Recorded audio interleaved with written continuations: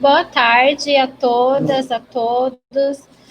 Meu nome é Thaisa, eu sou graduanda de Filosofia na Universidade Federal de Mato Grosso. Hoje eu estou aqui pelo projeto Hermenêutica na Pandemia, no primeiro Congresso Brasileiro de Mulheres que Pensam Mulheres, pensando na pandemia. E hoje eu tenho a honra de mediar essa mesa. Essa é a mesa 4, que o tema dela é Estudos Negros e Africanos, e hoje teremos 3 apresentações. A primeira a apresentar vai ser a Carolina Silva. O tema do trabalho da apresentação dela é O Mundo das Velhices Femininas Negras, considerações sobre o envelhecimento ativo como agência de pesquisa de sociabilidade para idosas negras e aposentada de Pelotas. Ela é da UFPEL. Você terá 15 minutos, Carolina. Pode ficar à vontade, pode iniciar. Então, bom, boa tarde para todas. Eu vim apresentar o trabalho, porque a Luana teve um problema particular, assim, um problema de saúde, e aí ela perguntou se eu poderia vir apresentar, porque eu sou coautora, porque a gente queria realmente prestigiar o evento e sabendo da importância que é nós mulheres estarmos falando sobre mulheres para mulheres nesse contexto pandêmico. Eu agradeço pela compreensão da coordenação e desculpa o teu nome. Meu nome é Thaisa. Thaisa, eu te agradeço a ti e a coordenação por entender essa situação e propiciar que eu apresente o trabalho. Então, eu e a Luana, nós somos alunas do doutorado em Sociologia da UFPEL, ambas somos formadas em Direito e somos mestras em Sociologia pela UFPEL, o programa de pós-graduação em Sociologia da UFPEL. O trabalho que nós trouxemos aqui, ele é um recorte da dissertação da Luana. Eu peço desculpa pelo cachorro que está latindo lá fora. Ele é um recorte da dissertação da Luana, e nós trabalhamos também, nós fazemos parte de um núcleo de pesquisa em gênero, classe, raça e sexualidade vinculado à Universidade Federal de Pelotas. E aí, então, nós trabalhamos um pouco, eu ajudei a Luana a trabalhar algumas coisas das categorias interseccionalizadas desse trabalho e com as questões relacionadas ao gênero, tá? Então, como eu disse, ele é um recorte da dissertação da Luana, que é em relação às idosas negras. O trabalho é políticas públicas na velhice feminina, considerações sobre o envelhecimento ativo como agência de pesquisa e de sociabilidade para idosas negras aposentadas. E aí, esse recorte em relação às idosas negras, então, aqui é que a pesquisa mostra, né, que a população brasileira vem envelhecendo e com ela o fenômeno da feminização. Isso quer dizer o quê? Que a partir disso, nós vamos tentar problematizar o discurso da gerontologia, que é um discurso médico, do envelhecimento ativo sob uma perspectiva sociológica, né? E aí nós trouxemos para a sociologia para analisar como se dão essas velhices, né? E aí o nosso campo de pesquisa, o campo de pesquisa da Luana, eu também auxiliei indo em algumas assisti algumas das aulas que ela assistiu, né? E ajudei também na degravação dos áudios. É a ABAP, que é a Associação Beneficente de Aposentados da cidade de Pelotas, no Rio Grande do Sul, e o ponto de partida é entender se esse envelhecimento ativo, se ele se aproxima da realidade dessas idosas. Então, desse recorte, além de emergir esse caráter, o caráter do gênero, e emerge o caráter do gênero e a questão da velhice feminina negra, né? A perspectiva teórica que a gente traz vem dos trabalhos precarizados a partir do mito da democracia racial, né, estabelecido pelo Florestan Fernandes, e as questões que permeiam a interseccionalidade a partir do pensamento da Adriana Piscitelli. Então, essas intersecções, elas oferecem um campo investigativo para compreender até que ponto esse envelhecimento participativo comporta o caráter heterogêneo que a velhice tem entre as idosas brancas e as negras. A partir disso, a gente tentou identificar como esse público feminino negro envelhece e como o público concebe essa nova perspectiva de envelhecer. Porque o que é essa concepção do envelhecimento ativo? Né? Ela está pautada numa liberdade e numa autonomia do idoso, né? E numa ressignificação de ser idoso, não ser aquele idoso passivo, mas um idoso que consegue se ressignificar, né? Porque hoje a gente tem cada vez mais pessoas aposentadas, hoje mais jovens, né? E a gente tem as pessoas vivendo mais tempo. Então, existe um tempo para que elas vivam esse período, né? Que é muito diferente do que a gente via há 30 anos atrás, tá? E aí, então, essa concepção, ela parte de uma percepção de liberdade, de autonomia e estabelece um novo contexto também familiar.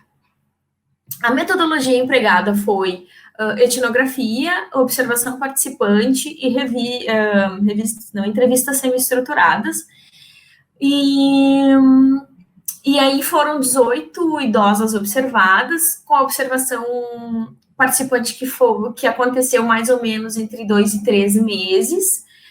E a observação participante aconteceu em aulas de pintura sobre tela. São aulas de artesanato. Essa associação, ela oferece, na cidade de Pelotas, vários cursos para os idosos.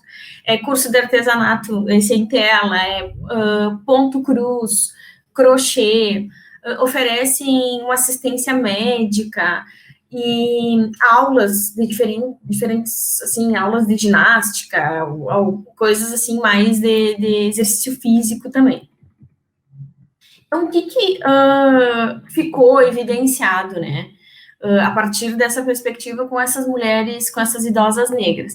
Que sim, que o envelhecimento se corporificou dentro do que se propôs, né, como uma proposta de política pública. E que ela se corporificou nessas 18 idosas, porque elas demonstraram estar muito sociáveis naquele ambiente ali, nas aulas, principalmente no que pôde ser verificado nessas aulas, né? Entretanto, o envelhecimento ativo, ele não ficou tão evidenciado na vivência delas em família, muito em razão por causa dos sistemas de opressão de classe e raça. E de gênero também, né? Porque elas vivem elas, apesar de viverem no mundo de 2020, elas ainda têm algumas concepções que não as deixam, e as famílias não as deixam vivenciar essa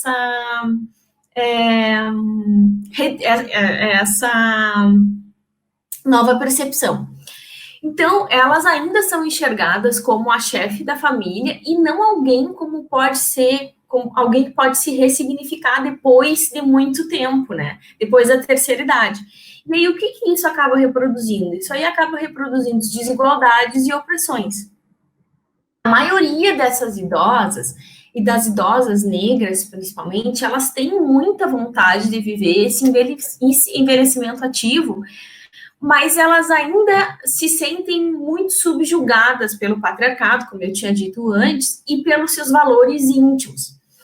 Então, como elas são pessoas de 60, 70 anos, né, ainda existe uma dificuldade em modificar o pensamento. Então, verificou-se, que em termos de políticas públicas, o envelhecimento ativo, ele é possível, mas que ele precisa ser revisto diante das dificuldades e as diferentes formas de existir, né? E que existe uma grande diferença entre o envelhecimento ativo de idosas brancas e o envelhecimento ativo vivido por idosas negras. As idosas brancas, se notou que elas conseguem viver de uma forma mais plena o envelhecimento ativo. Por quê? Porque elas têm uma estrutura familiar e econômica mais... como é que eu posso dizer? Mais... não digo forte, mas é melhor, assim, elas têm mais, elas têm melhores rendas, elas ocuparam postos de trabalho e de emprego com rendimentos maiores, enquanto as idosas negras, elas acabavam, que a grande maioria delas, elas tinham ocupações que recebiam menores salários, elas eram empregadas domésticas ou costureiras. E aí é mais ou menos isso, assim, que a gente quis trazer do nosso trabalho. Muito obrigada. Muito obrigada, Carolina, por ter vindo no lugar da Luana, né, por ter vindo aqui, ter falado do seu trabalho. Eu achei muito interessante essa questão da velhice feminina negra, assim, são coisas que a gente nunca tinha parado para pensar, assim, sobre essa discrepância que existe entre a velhice negra e a velhice feminina, né, branca. Eu queria que, assim, depois no final a gente vai abrir para perguntas e depois eu vou querer saber um pouco mais de alguns pontos, assim. A próxima a apresentar é a Michele Barcelos Correia, da UFL. O título da apresentação dela é A Contribuição do Pensamento de Filósofas Negras para a Teoria Política Feminista. Oi, Michele, você terá 15 minutos. Quando tiver dado 10 minutos, eu vou avisar você para você finalizar em até 15 minutos, tá? Eu vou te avisar no chat, pessoal. Você fica de olho no cantinho esquerdo, tá? Pode iniciar. Ok, só quero que vocês me deem retorno se vocês estão me ouvindo bem. Então, assim, é uma alegria estar com vocês, é uma alegria poder partilhar um pouco dessa reflexão. Eu sou graduanda do curso de licenciatura em Filosofia da Universidade Federal de Pelotas. É uma alegria, né, estar na mesma mesa que as colegas da pós-graduação.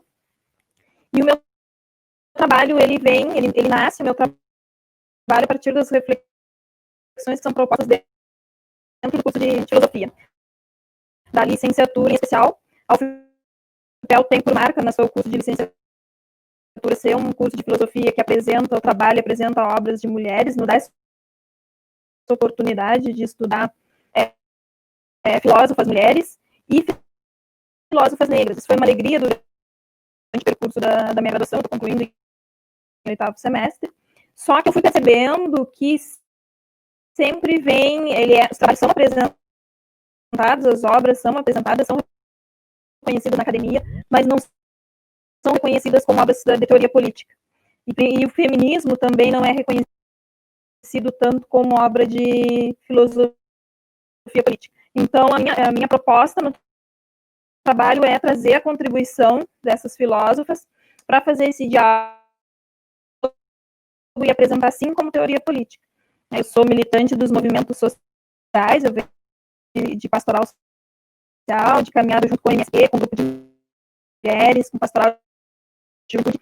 E a gente, as nossas construções, as nossas discussões nos movimentos sociais são alimentados por obras de filósofas como a Angela Davis, hoje como a Djamila Ribeiro, Sueli Camilo, Lélia Gonzalez. São as principais mulheres com as quais eu quero dialogar. E aí eu trago do conceito de feminismo da Tiburi, da Márcia Tiburi, que diz: o feminismo é uma ético-política que tem por objetivo desestabilizar um estado de coisas caracterizadas por suas injustiças. A nossa sociedade brasileira é estruturada em cima do racismo estrutural. E aí vai ao encontro do trabalho da colega, que traz essa diferenciação, né, na qualidade de vida das idosas negras e das idosas brancas. E essa qualidade de vida perpassa todos os indivíduos na nossa sociedade. Né? São discrepantes as desigualdades de oportunidade, de qualidade de vida, tanto na área da saúde, na área da educação. E o feminismo negro, a partir dos filósofos, vem trazer elementos para que a gente construa discussões políticas para amenizar essas desigualdades. E vem também dar vozes aos silenciamentos dos quais os movimentos políticos dos grupos negros e também dos grupos indígenas, dos grupos minoritários, minorias políticas, que a gente chama, para esse debate, para essa construção política. E um dos reflexos que a gente pode sentir hoje na sociedade é o número, por exemplo, de candidaturas negras que nós temos hoje na política, que vem bebendo dessa fonte, né? E aí eu vou fazer um recorte para a nossa região, para a região de Pelotas, aqui no Rio Grande do Sul, que tem uma candidata vice-prefeita negra, né? E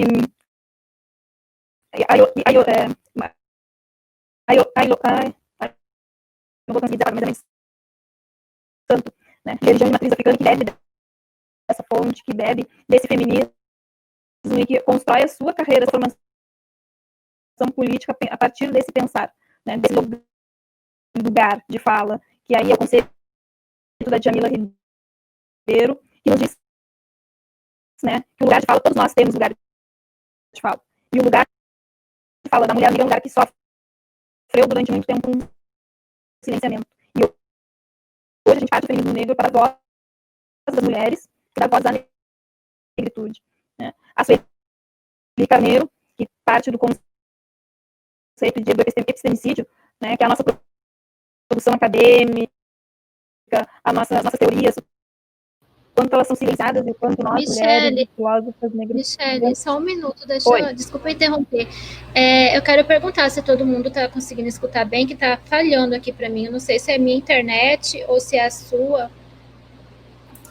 A minha também falhou. Tá falhando? Tá falhando? Tá. Desde o início? Falhou no início, não, mais agora no final ali. Quando tu começou a falar da Djamila Ribeiro, né? Que daí eu não consegui entender, que quando tu fala no lugar de fala. Eu apresento o conceito, né? O trabalho da Djamila Ribeiro, que ela trabalha o conceito de lugar de fala. Né? O lugar de fala, e aí há uma certa confusão nessa disputa, que muitas vezes se faz uma acusação ao movimento negro e ao feminismo negro de promover, de se apropriar do lugar de fala, de promover um silenciamento, como se só nós negros travando, né? pudéssemos falar sobre racismo. Continua travando? Vê se Deixa eu tentar no áudio só do... Agora.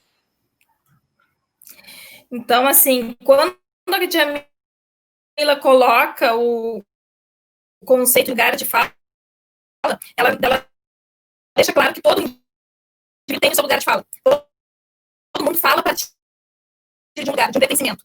E o que ela traz, e o que levou ela e provocou a construir esse conceito, é o silenciamento do lugar de fala da mulher negra. O lugar de fala da negritude. Então, quando a gente fala, não é que outros não possam falar de racismo. Todo mundo... Tá falhando bastante. Tá travando. Será que não seria melhor você conectar e reconectar de novo? Deixa eu tentar aqui. Posso dar uma sugestão? Thaisa, quando você... Quando as outras meninas forem falar, você deixa o seu áudio cortado aqui no Jitsi, mas no seu computador você silencia o seu microfone. Isso aconteceu com numa outra reunião, numa palestra na semana passada do Grupo Hermenêutica, e foi assim que a gente resolveu. A gente silencia, deixa aberto aqui no Jitsi e silencia pelo computador. Enquanto ela estiver falando, vamos testar essa possibilidade. Ela deve entrar de novo, mas você testa ela só para ver se vai funcionar. Tá? Professora? Eu. Silencia no computador. Não, isso, silencia no computador e deixa aqui no Jitsi o seu áudio aberto. Tá, só um minuto. Vamos ver se ajuda.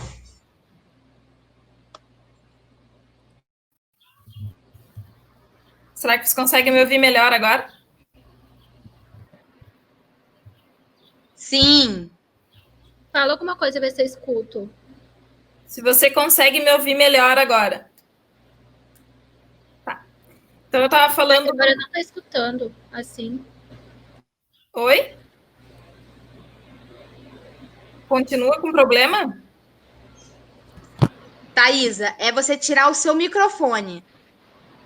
Não é o áudio do computador, é você clicar no microfone, no botão do microfone do computador e deixar no Jitsi o botão aberto, como se o microfone tivesse aberto pelo Jitsi, mas dentro no seu computador você clica o botão de mutar o seu microfone. Quando eu faço isso, eu não escuto nada. Como que eu faço?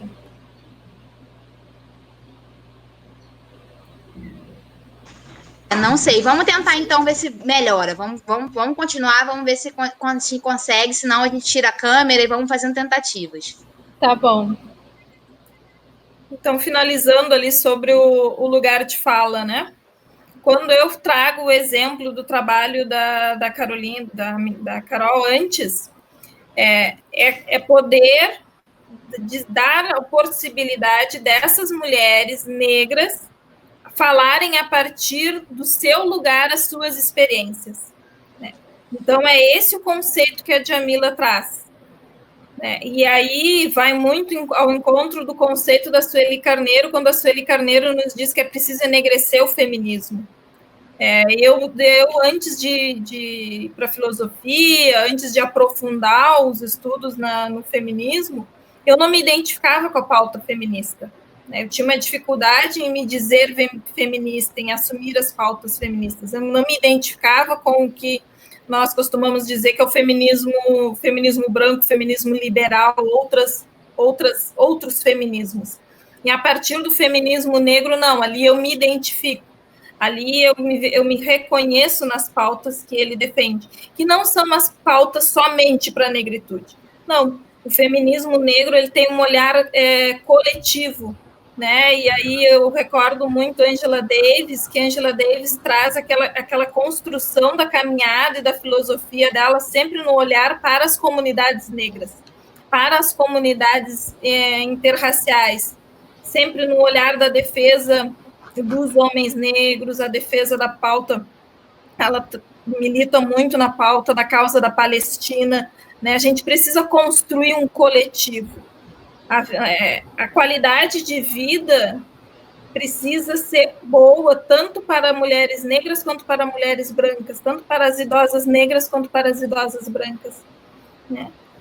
E é um pouco essa discussão que eu venho tentar apresentar no trabalho como uma discussão política, né? A gente usar o feminismo como uma ferramenta política para nós fazermos as discussões de construção de políticas públicas. E aí foi que eu trouxe ali o exemplo da candidatura de uma mulher negra como vice-candidata em Pelotas, aqui na minha cidade, que é a cidade de Bagé, uma cidade de fronteira, fortemente conservadora, uma cidade com uma marca racista muito forte de preconceito. Tem uma série de candidatas, mulheres negras à vereança, e pelo Brasil todo vem se construindo. Um pouco também a partir do exemplo da Marielle Franco, que embora não seja filósofa, mas era socióloga, né, e tinha um trabalho e uma pauta feminista e de fazer política a partir dessas teorias, a partir dessas construções, desses pensamentos, né. Então, assim, fazer essa relação academia, movimento social, academia e pauta política, academia e construção de políticas públicas, e tudo isso a partir de teoria política. né, e trazer para a academia e fazer essa discussão dentro da academia, dentro da filosofia, que isso é, sim, teoria política. Não são estudos marginais, não são pensamentos marginais. Não, é teoria política da mesma forma como se reconhece teoria política nos trabalhos, nos textos, nas obras de Aristóteles. Né? Não há porque hoje a gente sempre se volta para Aristóteles como o pai da política, mas a gente precisa hoje também olhar na nossa realidade, que tão importante quanto os textos e as obras de Aristóteles, também são os textos e as obras das nossas mulheres filósofas negras que estão construindo filosofia a partir da nossa realidade, na nossa vivência num país que sim, mais de 50% da população é negra. Então, era um pouco essa a contribuição. Peço desculpas eu pela internet e está um pouco atrapalhada. É o primeiro trabalho que eu apresento assim de maneira digital, virtual, é um pouco diferente. Muito obrigada, Michele. É maravilhosa sua apresentação. Agora eu vou passar para a Sueli, ela é da UFPR. O título da apresentação dela é o Afroempreendedorismo Feminino no Brasil, contextualizando cenários, significados e práticas. Seja bem-vinda, Sueli, 15 minutos. Quando der 10 minutinhos, eu vou avisar você no chat, cantinho esquerdo, para você finalizar em 15 minutos, tá? Boa sorte. Obrigada. Bom, boa tarde a todas, né, que estão presentes. É uma honra estar aqui, né, com mulheres incríveis, pesquisadoras, né, que estão aí ocupando esse espaço que é a academia, né. Bom, eu vou apresentar um pouco da minha pesquisa de mestrado, né, sou mestrando em antropologia aqui na UFPR, e essa dissertação ela está em andamento, então eu fiz um resumo com alguns dados bem brutos e iniciais, né, para pensar esse lugar que é o afroempreendedorismo. Bom, eu parto do meu campo de pesquisa, né? Então, aqui em Curitiba tem a Feira do Afroempreendedor, né? A Feira Cultural do Afroempreendedorismo, que acontecia antes da pandemia, uma vez por mês, né? Um domingo por mês na Praça Zumbi dos Palmares, que fica no bairro Pinheirinho, região periférica aqui da cidade de Curitiba. É uma feira que acontece desde o ano de 2017, organizado pelo Instituto Afro-Brasileiro do Paraná, que é uma organização comandada por mulheres negras, né? Essas mulheres assumiram o Instituto em 2016, mas o Instituto já existe desde 1996. Bom, esse é meu campo de pesquisa, né? Eu penso o afroempreendedorismo feminino, justamente pelo Instituto ser uma organização comandada por mulheres negras, ter como mote, ter como fundamento trazer essa feira, né? Organizar essa feira para que mulheres negras possam ali passar por um processo de transformação que o afroempreendedorismo faz, né? Ontem mesmo eu fiz uma entrevista, né, para a dissertação com uma das minhas principais interlocutoras, e ela trouxe essa questão da transformação e foi algo que mexeu muito comigo, né, de como esse ato de empreender, de criar o seu produto ou o seu serviço, de pensar valor, né, de valorizar o seu trabalho, como isso é mais que um processo de empoderamento dentro do que a gente tem discutido sobre empoderamento, né, esse processo de transformação, de emancipação social. Então, o afroempreendedorismo, ele vem, assim, na minha pesquisa, justamente com esse ideal, né, de emancipação. E grande parte das pessoas que estão expondo nessa feira, mas até antes da pandemia, porque agora a feira tá em stand-by, né, não está acontecendo, eram mulheres negras, né, então existe essa ocupação desse espaço, tanto físico, da própria Praça Zumbi dos Palmares, como uma ocupação simbólica mesmo da união dessas mulheres, né, nesse coletivo que se constitui como a Feira Cultural do Afroempreendedorismo, né.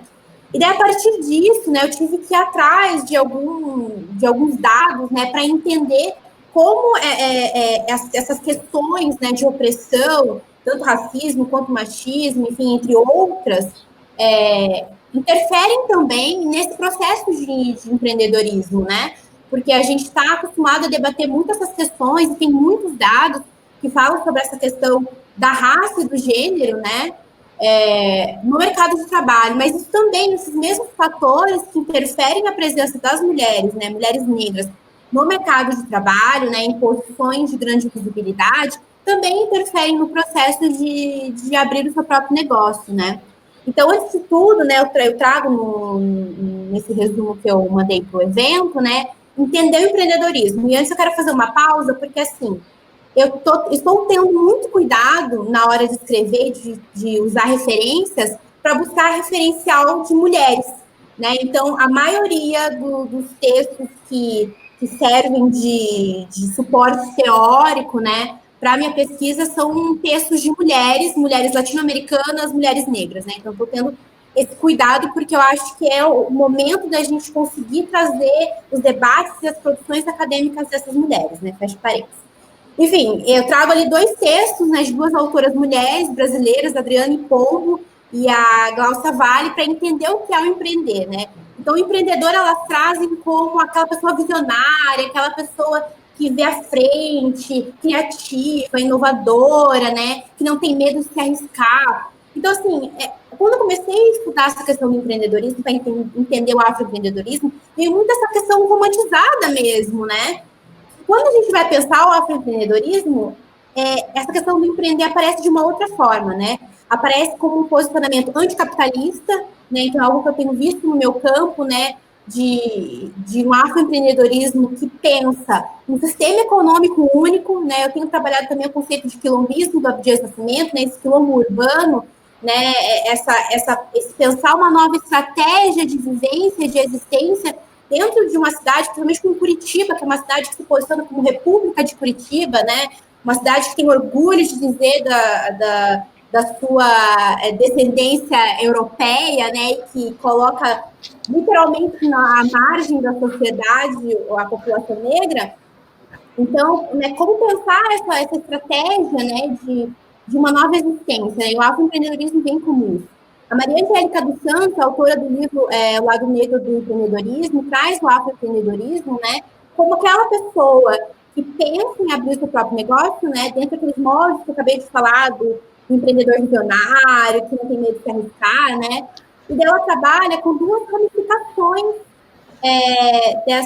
desse ser afroempreendedor, né, que é uma modalidade mais ampla, né, da pessoa negra que abre o seu próprio negócio, e a modalidade mais focada, mais estreita, né, que é o que ela chama, que é pensando numa cadeia produtiva, né, vou ter os meus fornecedores de pessoas negras, vou trabalhar ali no marketing com imagens de pessoas negras, né, a identidade visual, então pensar em todos esses momentos da criação do negócio, focado no agenciamento da estética negra, né, e daí vem a questão da ancestralidade. Trabalhar essa ancestralidade dentro desse modelo de negócio é um grande diferencial do afroempreendedorismo, né? E daí, nesse resumo, o que eu trouxe também? Os cenários de pesquisa. Então, a gente tem aí um grande número de pesquisas que vêm sendo feitas para entender o afroempreendedorismo, né? Eu comecei a estudar afroempreendedorismo na graduação, né, quando eu fiz design de moda, em 2016, e eu tive muita dificuldade na época de encontrar textos, né, que falassem sobre esse cenário. E hoje eu tenho visto que tem aumentado bastante, né? Então, aqui, nesse resumo, eu trago o projeto Brasil Afroempreendedor, que é vinculado ao Instituto Adolf Bauer, que foi feito em 2016 um levantamento e monitoramento de alguns afroempreendedores, né? Foi feita pesquisa com mais de 1.200 afroempreendedores para entender quem seriam esses afroempreendedores. E alguns desses dados, né, que foram obtidos com essa pesquisa, foi o seguinte, que mais da metade são mulheres, né? E essas mulheres não estão ali porque elas almejavam, mas sim porque precisavam, né? E daí tem as pesquisas acadêmicas que eu tenho usado como suporte teórico, como a dissertação, não sei se é a dissertação ou tese, da Angela Figueiredo, uma antropóloga que na década de 80 fez esse trabalho de empreendedorismo negro, ela não usa empreendedorismo como termo, para pensar a questão da classe média de modo geral na Bahia, classe média negra na Bahia, né? E ela tem um capítulo que ela fala sobre empreendedorismo negro. E a Gleice Maria da Silva, que fez uma tese de doutorado em antropologia sobre a Feira Preta em São Paulo, que eu posso dizer que é um dos maiores eventos de afroempreendedorismo do Brasil, que é criado por uma mulher e que trabalha também essa questão da ocupação de mulheres afroempreendedoras, né? E daí, a partir disso, eu vou olhando também como viés de interseccionalidade, como as colegas aqui já trabalharam, né? Eu trabalho com a Carla Pitirene, né? Ela trabalha com o conceito de encruzilhadas identitárias, através de uma cosmologia africana, né? Eu quis fazer essa interpretação dela da interseccionalidade, né? Porque eu acredito que faria mais sentido dentro do meu campo, né? A forma que ela se posiciona bem militante mesmo, né? E é algo que eu quero trazer com muita força na minha pesquisa, né? Pensar esses marcadores que se encontram, né? Que se imbricam, e como isso interfere no processo de abrir o próprio negócio, né? E daí, assim, infelizmente não tem como passar slide aqui, né? Porque tinha separado várias tabelas, né? A partir de uma pesquisa que é o GEM, é uma pesquisa de abrangência mundial que pensa, né, que monitora essa atividade empreendedora em 10 países no mundo, né? E o Brasil está entre esses 10 países que tem esse trabalho de pesquisa, é uma pesquisa que acontece aqui no Brasil em parceria com o Sebrae, né? Porque daí o que acontece? Essa pesquisa mostra alguns dados sobre a diferença de ser um homem branco empreendedor, um homem negro empreendedor, uma mulher branca empreendedora e uma mulher negra empreendedora, e os dados são gritantes, né? Então, a gente tem ali mais de 50% de mulheres que estão ali abrindo seu próprio negócio, não porque querem, mas sim por questão de necessidade. A gente tem dados que mostram que essas mulheres negras que estão ali, né, esses dados mostram que metade são mulheres brancas, metade são mulheres negras, mas essas mulheres negras, quando elas vão abrir o seu próprio negócio, que é por necessidade, elas não possuem um capital para começar esse negócio, né? Então, existe essa dificuldade de conseguir empréstimos de bancos, conseguir financiamento, né? E isso acontece no campo de pesquisa, porque o que acontece lá na feira do afroempreendedor? A feira, ela acontece a partir de um edital de incentivo da Prefeitura de Curitiba, né? Então, o que aconteceu no ano passado? Não abriu esse edital e elas não tinham dinheiro para continuar a feira esse ano. Então, mesmo sem pandemia, talvez a feira não iria acontecer, né? Então, elas começaram ali um trabalho de tentar um financiamento pela internet, para ver se conseguiriam arrecadar esse dinheiro para que essas mulheres, né? Não que as mulheres que estão ali expondo, né, a maioria são mulheres negras, pudessem expor sem pagar uma taxa. Porque as feiras aqui de Curitiba, para você expor, é R$300, R$400, né? E nem todo mundo tem esse dinheiro para investir, para ficar ali uma tarde tentando vender e tirar pelo menos esse dinheiro que investiu, né? Então, existe essa dificuldade. E outro dado muito interessante que essa pesquisa, né, do GEM em parceria com o Sebrae traz são as modalidades de negócio propostas pelas mulheres negras em relação a mulheres brancas, né? Então, é interessante porque, em primeiro lugar, estão serviços domésticos. E daí eu fiquei pensando, nossa, eles colocaram como modalidade de empreendedorismo e serviço doméstico. Mas se a gente for pensar dentro daquela classificação do que seria empreendedorismo, né, bem romantizada, de uma pessoa visionária, à frente do seu tempo, inovadora, como faz sentido? Não faz sentido, né? Colocar o ato de empreender como algo visionário e à frente do seu tempo, e daí perceber que mulheres negras, né, classificar o empreendedorismo de mulheres negras como trabalho doméstico, né? E a gente sabe que existe esse lugar social que a mulher negra é colocada no Brasil, né, como o único espaço destinado a ela, quando se fala de mercado de trabalho, né? Então, ali é o lugar dessa mulher cuidando da casa, cuidando dos filhos de outras pessoas, da casa de outras pessoas, né? Então, é interessante que eles colocam esse dado. E daí, quando a gente vai ver a questão de mulheres brancas, a maioria abrem lojas de vestuário e acessórios e calçados, enfim. Então, aí você já consegue perceber o quanto essas diferenças sociais, né, que a gente percebe no mercado de trabalho, elas também aparecem no momento em que essas mulheres negras vão abrir seu próprio negócio. Então, indo já para as considerações finais, né, como é uma introdução da introdução, posso dizer, né, um resumo da introdução, né, de pensar esse contexto que eu estou trabalhando, né, macro de Brasil, né, antes de focar na questão de Curitiba, é muito interessante perceber como esse processo de ascensão social da mulher negra, né? Quando ela vai abrir seu próprio negócio, né? Ali, dentro daquela necessidade, né? A gente tem dados do IBGE que mostram que, pelo menos antes da pandemia, mais de 50% das mulheres empregadas no Brasil eram negras. E daí, diante desse cenário, ter que abrir seu próprio negócio sem um dinheiro para começar, sem um capital inicial, né? Diante de todas as dificuldades, o quanto isso é presente no mercado de trabalho e é presente também que nós não temos o próprio negócio. As diferenças sociais, esse machismo, esse racismo estrutural, né, interferem no trabalho dessas mulheres empreendedoras. E como o trabalho doméstico, ele é categorizado, né, dentro dessa pesquisa do GEM, como um ato de empreender, e isso é muito assustador, de certa forma, né, porque daí vai contra o que a gente entende como empreendedorismo continua marcando esse único lugar social que a mulher negra tem no Brasil, né? Então, seria mais ou menos isso que eu tenho para trazer hoje para vocês. Agradeço, né, a atenção, o espaço aqui para debate. Muito obrigada. Muito obrigada. Mais uma vez maravilhosa, mais uma apresentação maravilhosa. Agora a gente vai abrir meia horinha para perguntas. Algumas de vocês querem fazer perguntas umas para as outras? Alguém do chat também quer fazer alguma pergunta?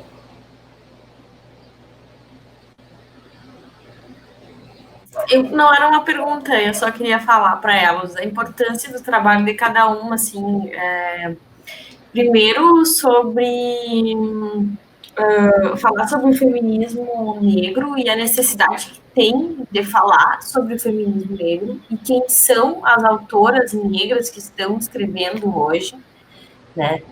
E eu estudo também questões de raça. Na minha dissertação de mestrado, tentei trabalhar com elas com relação à violência.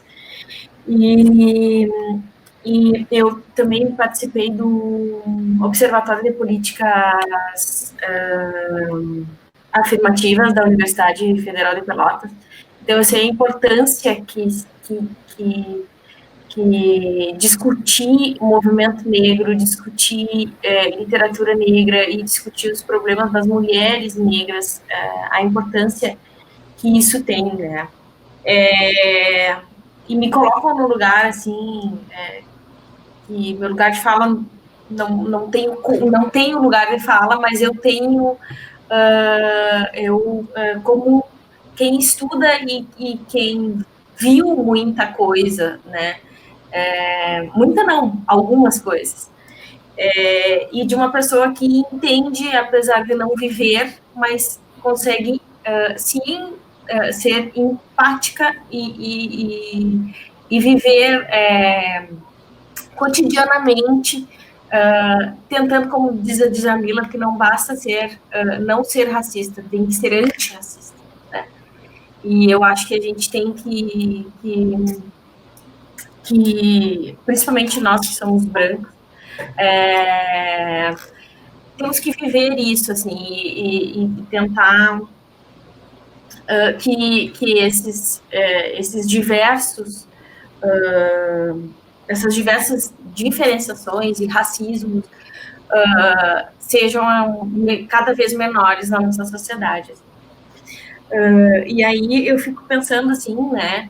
Fiquei pensando na necessidade que se tem de falar sobre autoras negras, e eu li umas quantas autoras negras, por acaso, no início do ano, assim, foi uma escolha minha, eu quis muito estudar um pouco isso, um pouco, e ler autoras negras, porque é muito importante a gente ouvir o outro lado, né? O que nós não vivemos, porque como eu disse, eu não tenho como dizer para vocês o que é, né? E eu queria dizer que estou muito feliz de ouvir vocês. Vocês são duas mulheres maravilhosas. E eu fiquei pensando no teu trabalho, como é que é o nome da segunda menina, a terceira a apresentadora? Suelen. A Suelen. É tu, Suelen, ou a menina que é Não, eu sou a Michele. Suelen é a menina do trabalho de Curitiba, da Afro. Eu vou até botar aqui, porque eu sou muito ruim para o nome de pessoas. Eu fiquei pensando assim, depois no final tu acabou falando, né? Que empreendedorismo é esse das pessoas que dizem que as mulheres negras só podem empreender para serem empregadas domésticas? Que o primeiro empreendedorismo que vem é inserir essas mulheres e essas empreendedoras, porque elas, né, como empregadas domésticas, né? Ou como para que elas continuem sendo as mesmas ocupações que elas exerceram, né? Que é a continuidade do status quo. Eu fiquei pensando e depois tu trouxe essa reflexão, sabe? E aí eu queria te ouvir um pouquinho com relação aos próximos passos da tua pesquisa, o que tu... Bom, como é que tá a pandemia para ti, assim, nessa... Bom, obrigada pelas considerações, né? E daí, como não tinha como mostrar as tabelas, mas é muito interessante porque a sequência, assim, de modalidades de negócios para mulheres negras é ramo alimentício, cuidado, sabe? Então, foi reforçando esse lugar, esse papel, né? Então vamos chamar de empreender ser empregada doméstica. Então, aí, pronto, está empreendendo, é isso aí, né? Reforçando esse lugar, né? E continuar também dentro do sistema capitalista, porque algo que eu estou vendo é que o afroempreendedorismo, né? Ele acaba criando uma nova forma de economia, né? Que tem o movimento Black Money, que é fruto do afroempreendedorismo. Né? E aí, pensando a feira do afroempreendedor como um todo, esse espaço físico e simbólico, né? A questão do quilombo urbano, dessa união, né? E eu estou trabalhando a partir desse conceito do quilombismo, né? De um quilombo urbano, de uma ideia utópica, de uma nova existência, de uma nova vivência, né? Então, é totalmente anticapitalista, isso não serve para o sistema. Então, tem que continuar na margem, tem que continuar na periferia, entendeu? Então, é bem complicado. E daí, como que tá agora? Eu fiz 5 meses de campo no ano passado, né? Acompanhei 5 edições da feira, consegui organizar no início do ano todos os dados, né? Então, tinha muito relato, filmei, eu tirei foto, né? Então, tinha muita coisa, organizei. Ainda ficaram algumas lacunas que esse ano eu ia preencher com um outro tipo de observação, né? Eu fiz observação participante, eu ia acompanhar algumas mulheres durante o dia inteiro, né? A preparação, porque como produto design, eu começo estudando afroempreendedorismo no design, assim, com antropologia, eu trabalho muito essa questão também da estética. Elas têm uma forma de se apresentar no dia da feira que é maravilhoso, né? E tanto que eu escrevi um artigo sobre isso. Então, toda essa preparação, né? De manhã, o que elas fazem, né? Que elas ficam ansiosas, trazer tudo isso. Infelizmente, não foi possível. Então, eu estou fazendo algumas entrevistas, né? Com algumas interlocutoras, não vou conseguir fazer antes da qualificação com todas, né? Mas eu já estou no momento, assim, de que tem muita coisa que já está fechada, né? Já estou trabalhando outros conceitos, né? Estou pensando política, eu estou pensando a interferência, né, e a participação dos candidatos, né? Porque depois do mês de junho, né, todo mundo é antifascista na internet, tá todo mundo querendo ir lá na praça, pessoas que nunca apareceram na praça, querendo, né, chama lá meia dúzia de gente do movimento negro, e esse aqui é o movimento negro de Curitiba, né? Pega 6 pessoas e esse aqui é o movimento negro e a gente está aqui na praça, né, querendo aí o voto da população negra de Curitiba. Então, estou pensando também essa questão política agora, né? E a feira está parada, então eu estou acompanhando também a mobilização delas através das redes sociais. Então, hoje eu estou com um texto aí de quase pronto para qualificação para o final do ano.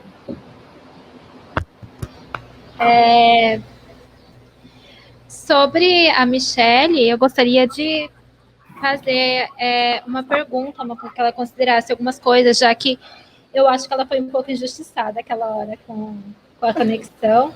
né? Eu gostaria, Michele, que você comentasse, reafirmasse de novo um pouco mais sobre essa importância da contribuição do pensamento das filósofas e intelectuais negras para essa construção da teoria política feminista. Acho que e aí eu vou fazer um gancho com o que a Suelen falou agora, né? Chega esse período de eleição, surge um monte de gente falando da pauta e se colocando como candidato e se dizendo, olha, nós somos movimento negro, nós somos antirracistas, nós somos antifascistas. O trabalho vem também na linha de, poxa, se o papel, o marcador da mulher negra é ser doméstica, como que a gente vai esperar que a academia e que as pessoas reconheçam uma literatura acadêmica, política, escrita por mulheres negras? Então, é um pouco isso, é dizer, nós, mulheres negras, temos essa capacidade, sim. Nós produzimos, sim, pensamento, nós produzimos teoria política, e nós temos capacidade, sim, de fazer um projeto político para a sociedade. Um projeto político que garanta condições políticos, sociais, econômicas e culturais, não só para a população negra, mas para o conjunto. Então, assim, trazer o trabalho das mulheres, aí quando ela citou a Cotirene, né, e uma infinidade de pensadoras hoje nós temos no Brasil, justamente essas pensadoras têm o pé na academia, mas também têm o pé na vida. Tem o pé no movimento, tem o pé no desafio do trabalho. É muito difícil tu encontrar hoje uma pensadora negra no Brasil que não tenha feito a faculdade trabalhando e cuidando do filho. E tudo ao mesmo tempo. Então, quando eu dizia que eu tenho essa dificuldade de que eu não me identificava no feminismo não negro, por quê? Porque uma das pautas do feminismo não negro sempre foi o direito ao trabalho. A mulher negra sempre trabalhou. E sempre trabalhou de igual com o homem. Sim. E a pauta da valorização financeira. Claro que nós também queremos receber a mesma coisa, só que nós recebemos, nós somos a base da pirâmide. Grosseiramente, se a gente diz que o homem negro recebe 30% a menos que uma mulher branca, e nós recebemos menos que o homem negro. Então, as dificuldades na construção do trabalho, e olhando para o empreendedorismo, é isso, ele é difícil para o homem negro, tem as suas dificuldades, mas para a mulher negra vai ser ainda mais difícil. O nível de barreiras que ela vai enfrentar é muito maior. E aí entra a questão da hipersexualização da mulher, né? O espaço do trabalho para a mulher negra, ele é extremamente violento e vulgarizado, né? Então, assim, o feminismo negro vem trazer tudo isso para a discussão política, né? Isso é política. A vida e a forma como as populações vivem no seu dia a dia, nas relações de trabalho, a passagem do ônibus, a falta de incentivo, a falta de financiamento para abrir o negócio, isso é política, isso é discussão política. Esses marcadores sociais precisam ser discutidos à luz da política. Se criou um viés de que a política parece que ele é só o grande, o macro, né? A gente discute partidarismo, a gente discute democracia, mas as sutilezas do dia a dia acabam ficando de lado. Né? A pauta, a política pública, né, ela está se esvaindo, tanto é que hoje nós não temos mais nem mesmo o estado de bem social, que não sou defensora do estado de bem social, mas era uma garantia de direitos. Isso nós não temos mais. A precarização do trabalho, a precarização de direitos, toda ela afeta aqui no Brasil, especialmente as mulheres negras. Antes do processo de pandemia, uma mulher negra vivia, em média, com meio salário mínimo. E geralmente numa casa com mais de 3 pessoas. Então, fazer dessas discussões, o meu trabalho é trazer essas discussões para dentro da academia e dizer isso é política, sim.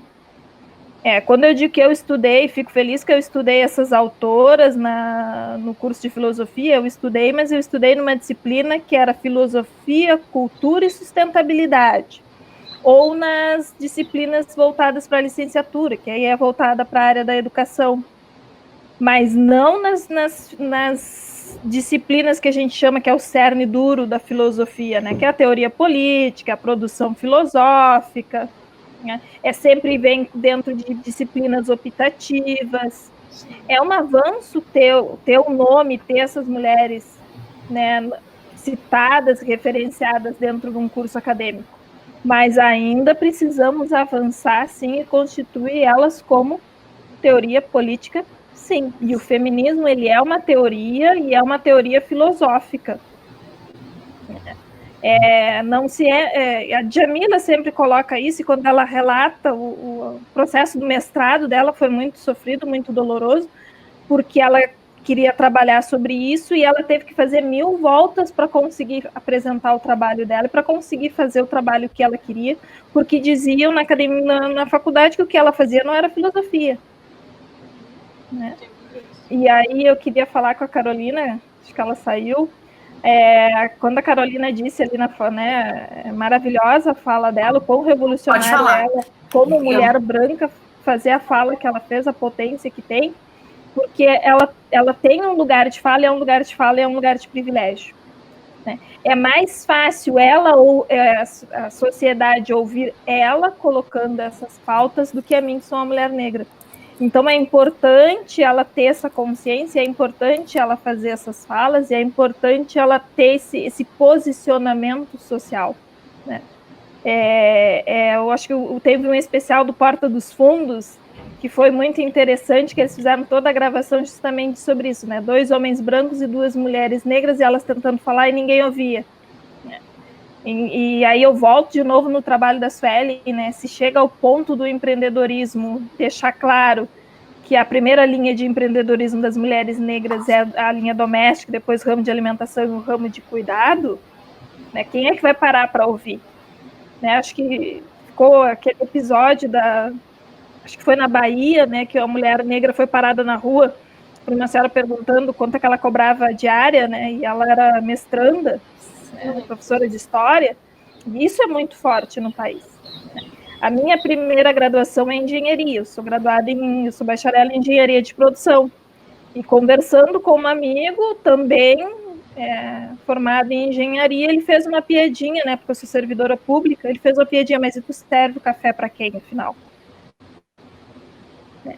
Então, assim, é muito forte isso. Então, a gente precisa reafirmar sempre esse processo, né? Então, assim, citar mulheres negras, trazer textos de mulheres negras, fazer os estudos dos processos da negritude, o estudo da feira é maravilhoso, da Afrofeira. E é muito interessante isso, ela ser em Curitiba. Aqui no Sul, um trabalho desses aqui no Sul, ele é revolucionário.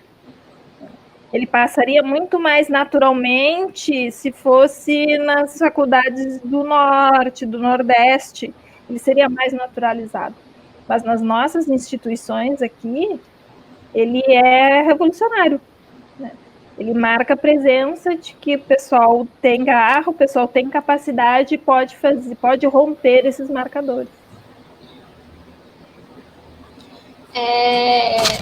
Eu gostei muito de todas as falas, assim, são coisas que eu nem tinha parado para pensar também. É muito bom ter essa oportunidade de ver outras mulheres pesquisadoras, de poder me inspirar também nessas mulheres, em vocês.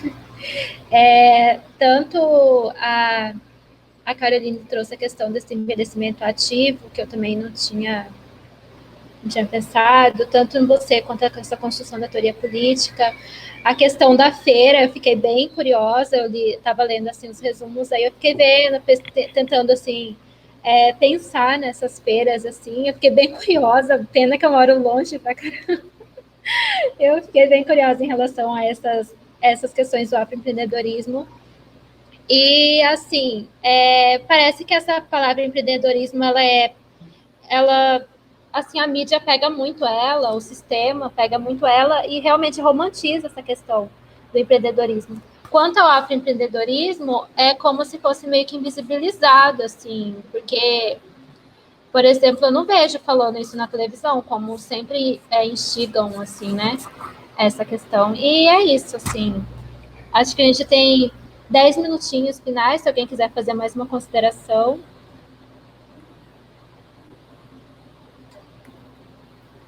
Eu gostaria de agradecer, né, as palavras da Michelle também. Sabe que quando eu inscrevi o projeto de pesquisa para o mestrado, assim, na verdade, eu passei no 4º processo seletivo, e antes de eu entrar nesse processo seletivo, o meu projeto tinha sido barrado, e daí o que eu fiz? Eu entrei em contato com um professor que hoje é meu orientador, né, que é o único, ele é um homem, mas ele é a única pessoa não branca do Departamento de Antropologia da UFPR. Então, eu senti que ele iria entender melhor, né, essas questões, né, e ele está lá, ele trabalhou na implementação das cotas raciais na UFPR, tanto nos cursos de graduação quanto nos cursos de pós-graduação. Então, eu senti que ele iria entender isso, né, e ele também tem um trabalho muito semelhante, porque ele traz muita força essa união da academia com a militância, né, que são duas coisas que não deveriam ficar separadas. Então, assim, eu já escutei dentro do departamento coisas, né, de, né, estuda gênero, estuda raça,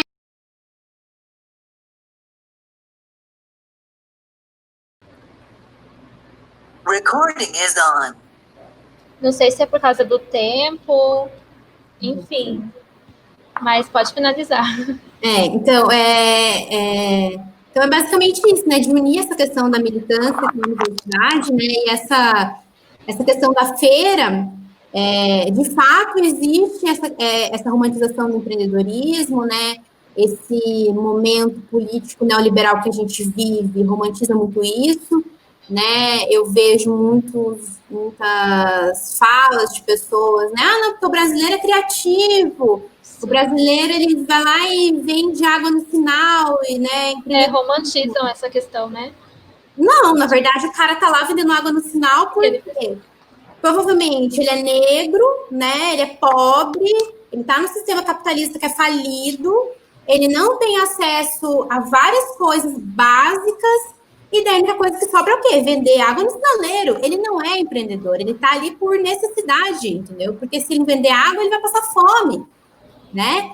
E a questão do afroempreendedorismo, então, essas questões ficam muito mais gritantes, né? E realmente não se fala, né? E se fala nesse ponto, né? A empregada doméstica, a mulher negra que é empregada doméstica, ela é empreendedora, pronto. Aí, ela é empreendedora, né? O importante é não ser nesse lugar. Então, nesse ponto também eu vi muitas questões, assim, tipo...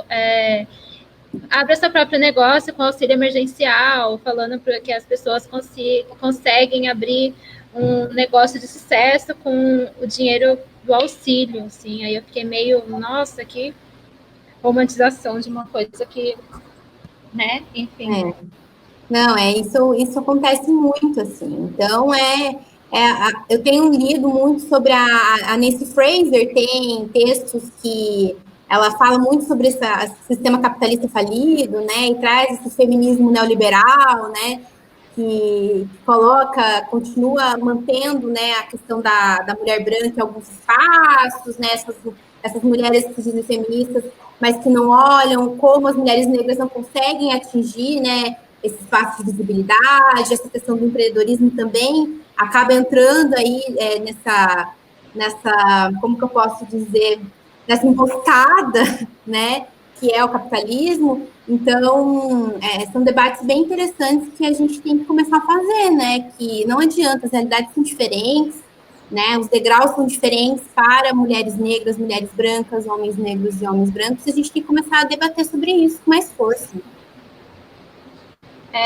Muito obrigada, gente, muito obrigada, vocês são maravilhosas, as três, eu fiquei muito feliz de estar aqui hoje essa tarde, e é isso, eu estou muito feliz. Obrigada. Eu poderia só fazer um comentário? Não sei se estão me ouvindo. Oi? Sim. Eu sou de Curitiba, infelizmente eu não conheço a Suelen, Mas eu só queria fazer uma complementação ali, porque ela comentou sobre onde a feira ocorre, né, que é na Praça Zumbi dos Palmares. E para quem é de Curitiba sabe que tem diversas praças e cada praça é dedicada, cada praça é um monumento dedicado a algum dedicada a colonizadores, né? Então, tem praça do Japão, tem praça da colonização espanhola, espanhola não, desculpa, da alemã, e por aí vai, todas em áreas centrais. A única praça que fica em uma região periférica é a Praça Zumbi dos Palmares, que é uma coisa que me causa um incômodo terrível, e eu sempre digo que isso tem que ser repensado. Então, eu acho muito simbólico isso, sabe? A praça ser a praça dedicada aos negros sem uma região periférica, e quando você frequenta o museu aqui da cidade, a área também dedicada aos negros, a cultura negra é uma área muito pequenininha e focada na escravidão, nada focado na cultura negra que é tão rica, assim, né? A cultura africana tão rica. E outra coisa sobre a questão do trabalho doméstico, essa romantização, né? A gente pode pensar como isso é uma coisa que já deveria ter acabado. O trabalho doméstico, o quartinho de empregada, é o que não deveria existir mais. E a gente vê ele ainda resistindo aos tempos, ao progresso, e sendo perpetuado com novos nomes, né? Quando você trata ali ele como empreendedorismo, é uma tentativa de você não matar esse tipo de serviço. Você quer que tudo progrida, mas inclusive o trabalho doméstico e o quartinho de empregada, porque existe uma classe média brasileira, né, com espírito de pequeno burguês, que precisa se sentir um pouco superior, precisa reafirmar de algumas formas, e daí falando, né, citando ali a Michelle, ela usa como marcador social, eu tenho uma empregada negra, eu tenho um quartinho de empregada na minha casa, e ela se sente superior por conta disso, e a gente pode, né, disso partir para vários lados, assim, por favor, não vou ficar me estendendo muito, não quero tomar o tempo, mas eu achei muito, muito valiosa a fala da Suelen, o trabalho dela. E sobre a Michelle, eu também achei bem interessante sobre as questões teóricas, que é algo que me incomoda bastante também. Às vezes a gente busca respostas para a sociedade em teorias que já não estão dando conta para a gente. Quando você vê que essas teorias não estão funcionando mais, é hora de você buscar novas teorias e às vezes você percebe que alguma coisa está sendo deixada de lado, você não está encontrando respostas porque você não está buscando nos lugares corretos. Então, quando as teorias elas já não dão conta mais, a gente tem que buscar novos horizontes, buscar teorias que consigam dar conta da sociedade que a gente está vivendo. E, então, olhar quem são as pensadoras negras que podem nos auxiliar no momento atual, quem está se baseando, porque assim, vem um teórico, pensa aquele momento e para aquele momento tudo funciona muito bem, mas a sociedade ela caminha e em algum momento aquilo vai ficar defasado, então a gente precisa de novos pensadores que se baseiem naquele teórico e consigam progredir o pensamento dele e fazer com que se encaixe na sociedade atual. Então, é muito importante a gente ter pessoas pretas na academia, estudando isso, buscando as teóricas negras que são tão pouco lembradas, né, para buscar avançar o pensamento delas e conseguir que a gente mude a sociedade a partir disso, né, problematizar, provocar a sociedade e buscar mudanças. É isso que eu queria comentar. Parabéns para as duas, eu gostei bastante.